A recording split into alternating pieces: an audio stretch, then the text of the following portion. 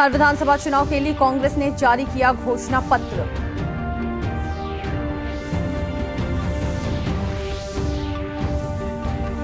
लोक जनशक्ति पार्टी ने जारी किया विजन डॉक्यूमेंट। बिहार की सभी समस्याओं के समाधान का किया दावा।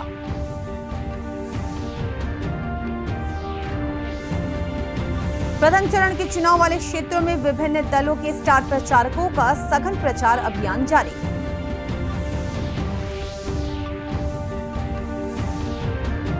और शारदीय नवरात्र के 5वें दिन आज देवी स्कंद माता की हो रही है उपासना।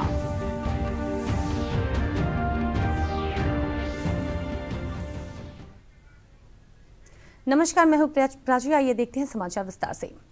बिहार विधानसभा चुनाव के लिए कांग्रेस ने अपना घोषणा पत्र जारी कर दिया है। पटना में घोषणा पत्र जारी करते हुए कांग्रेस के वरिष्ठ नेता रणदीप सुरजेवाला ने कहा कि हम इसके माध्यम से प्रदेश में बदलाव की नई बयार की शुरुआत कर रहे हैं। घोषणा पत्र में 10 लाख युवाओं को रोजगार देने, हर महीने बेरोजगारी भत्ता देने और प्रवासी मजदूरों के लिए एक नियामक प्रणाली लागू करने समेत कई वायदे किए गए हैं। घोषणा पत्र जारी करने के अवसर पर पार्टी के बिहार प्रभारी शक्ति सिंह गोहिल और राज बब्बर सहित अन्य वरिष्ठ नेता मौजूद थे।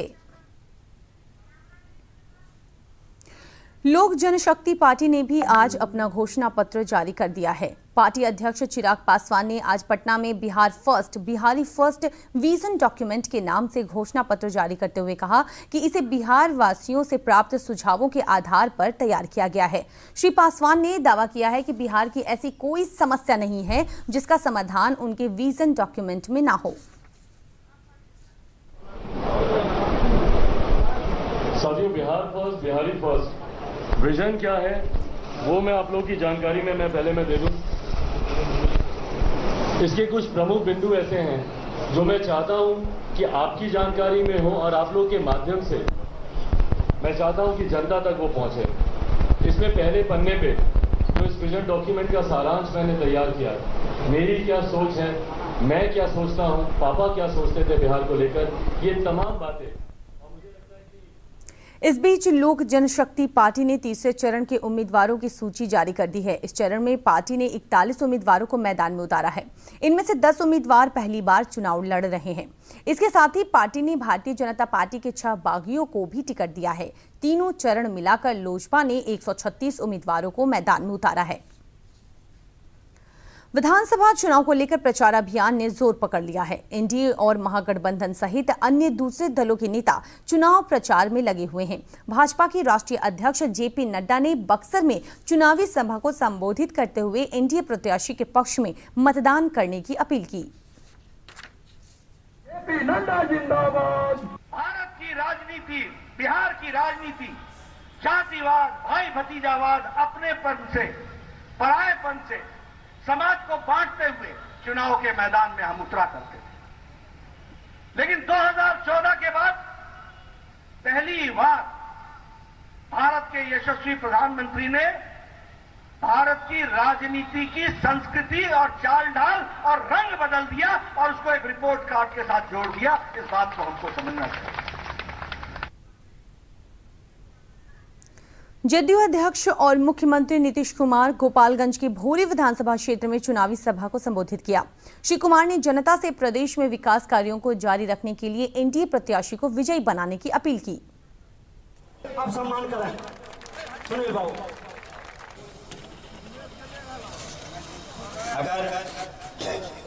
अगर हम अपनी उंगलियों पर सभी न कोई जानकारी है कि कहाँ होगा। आजकल हम देखते कहता है इतना लोगों को नौकरी दे। अच्छा, ऐसा कहीं है कोई दुनिया में जी? आप उतने लोगों को नौकरी दोगे तो बाकी को क्या ही दोगे? सबको दे दो। आप पैसा कहां से लाओगे? जिसके चलते अंदर गए उसी पैसा से होगा क्या? राज्य में तो नहीं पैसा होगा। इन लोगों का बजट क्या था? 24,000 करोड़ से भी कम, और हम तो 2,11,000 करोड़ से आगे पहुंचा दिए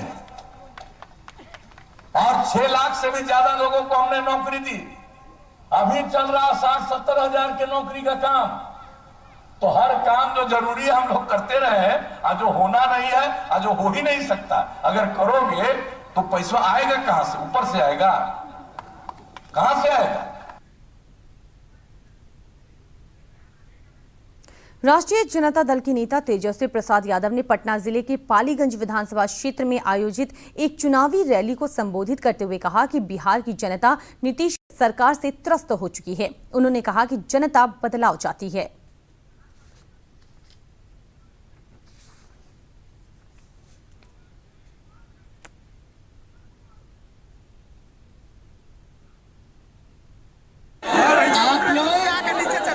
फॉर्म भरते हो बहाली वाला तो फीस माफ कर देंगे। ये जो नीतीश जी के राज है, सुनो ना, सुनो, नीतीश जी के राज में जो चप्पल नहीं घसीटे आया, चप्पल नहीं घिसा बल्कि जूता खिया गया। परीक्षा केंद्र जाता है तो भाड़ा लगता है, वो भाड़ा भी हम मुफ्त कर देंगे। आप ऐसी कोई गलती मत करना। अगर कोई बात है तो हमसे भी फरिया लीजिए। हम अपने लोगों से कहना चाहते हैं, एकजुट रहिए, बटना नहीं है। बांका जिले के अमरपुर विधानसभा क्षेत्र में कांग्रेस के वरिष्ठ नेता राज बब्बर ने चुनावी सभा को संबोधित करते हुए कहा कि महागठबंधन ने युवा प्रत्याशी को अवसर दिया है। उन्होंने जनता से अपील की कि वे प्रदेश में नई सरकार बनाने में सार्थक भूमिका निभाएं।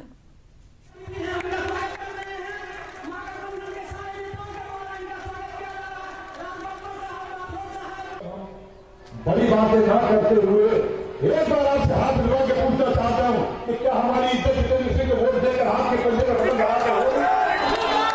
ऐसा नहीं सकते। अरे जितेंद्र भैया और कुछ कराना मत कराना। जन अधिकार पार्टी के अध्यक्ष राजेश रंजन उर्फ पप्पू यादव ने बाढ़ में चुनावी सभा को संबोधित करते हुए कहा कि अगर उनकी सरकार बनी तो घर घर दरवाजे तक लोगों को सरकारी अनाज पहुंचाया जाएगा।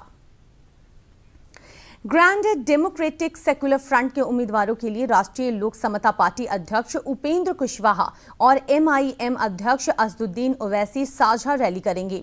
दोनों नेता 24 अक्टूबर को भभुआ और बक्सर में तथा 25 अक्टूबर को शेखपुरा, बांका और कटिहार जिले में चुनावी सभाओं को संबोधित करेंगे। हमारे साथ जुड़े रहिए अन्य महत्वपूर्ण समाचारों के लिए।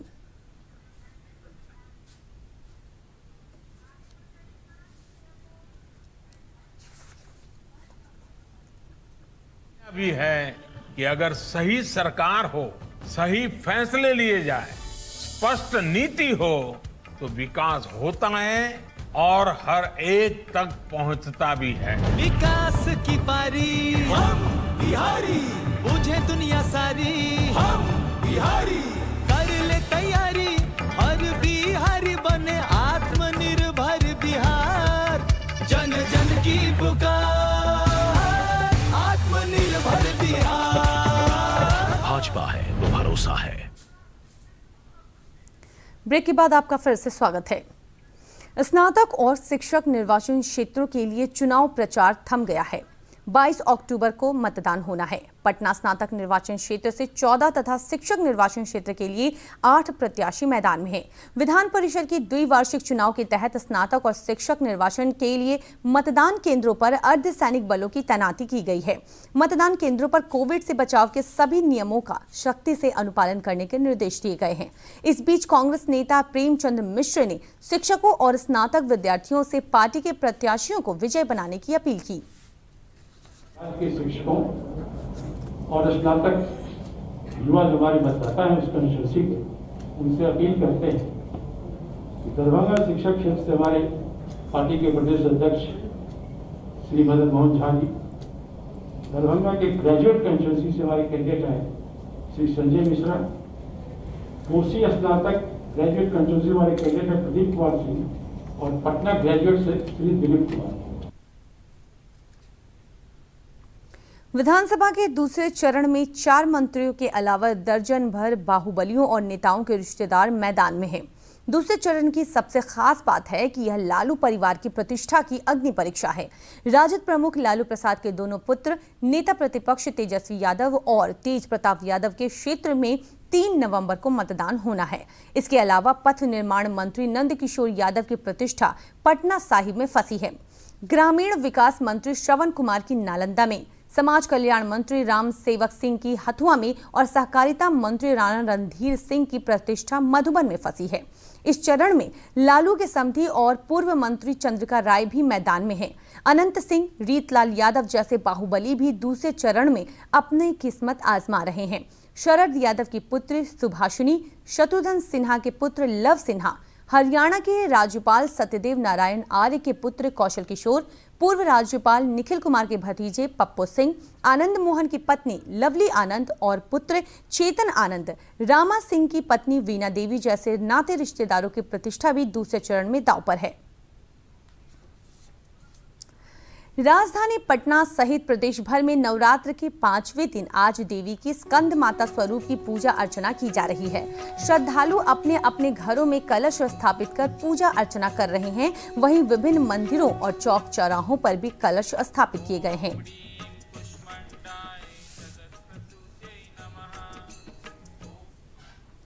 और अब वक्त है 3 मिनट में 10 खबरों का।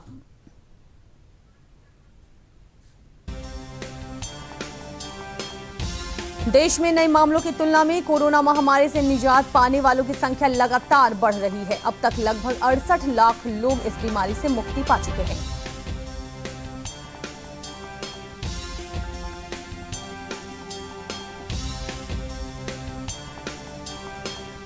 प्रधानमंत्री नरेंद्र मोदी ने राष्ट्र के नाम संदेश में लोगों से अपील की है कि जब तक कोरोना वायरस का टीका नहीं आ जाता है तब तक लोग मास्क लगाएं, सोशल डिस्टेंसिंग का पालन करें।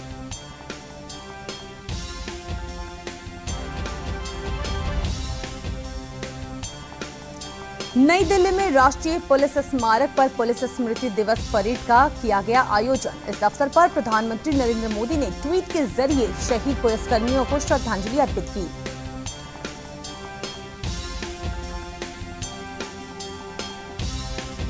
प्रधानमंत्री नरेंद्र मोदी ने कहा कि हम इस दिन अपने कर्तव्य के लिए शहीद हुए सभी पुलिसकर्मियों को श्रद्धा सुमन अर्पित करते हैं। उनका बलिदान और सेवा सदैव अस्मरणीय रहेगा।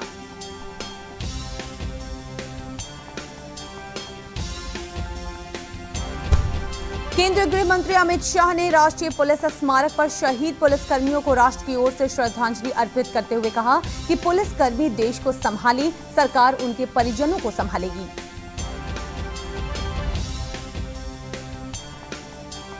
खगड़िया जिले में 3 नवंबर को होने वाले मतदान का प्रतिशत बढ़ाने के लिए स्वीप कोषांग की ओर से मतदाता जागरूकता कार्यक्रम आयोजित किया गया।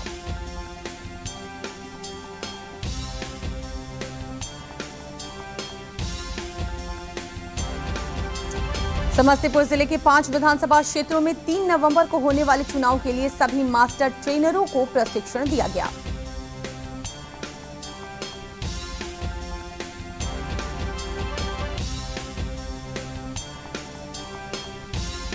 पूर्व मध्य रेलवे दानापुर मंडल के अंतर्गत किऊल जंक्शन पर कोविड-19 को लेकर दिल्ली डिब्रूगढ़ ब्रह्मपुत्र मेल में जागरूकता अभियान चलाया गया।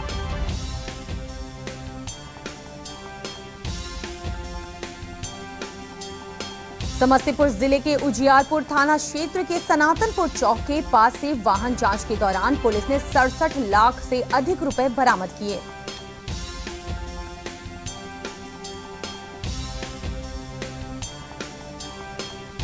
नवादा जिले के हिसुआ थाना के रानीपुर गांव से उत्पाद विभाग की टीम ने छापेमारी के दौरान एक ट्रक विदेशी शराब बरामद किया।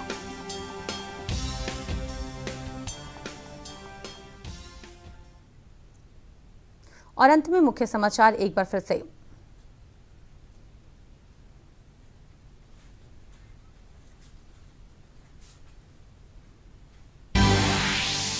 बिहार विधानसभा चुनाव के लिए कांग्रेस ने जारी किया घोषणा पत्र। 10 लाख युवाओं को रोजगार देने का किया वायदा। लोक जनशक्ति पार्टी ने जारी किया विजन डॉक्यूमेंट। बिहार की सभी समस्याओं के समाधान का किया दावा। प्रथम चरण के चुनाव वाले क्षेत्रों में विभिन्न दलों के स्टार प्रचारकों का सघन प्रचार अभियान जारी।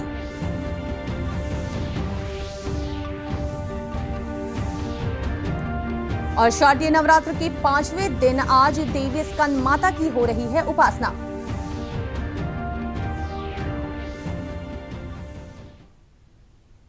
कोरोना काल में आपको मतदान भी करना है, इसलिए हमेशा 2 गज की दूरी बनाएं, हाथों को सैनिटाइज करें और सही तरीके से फेस मास्क लगाएं।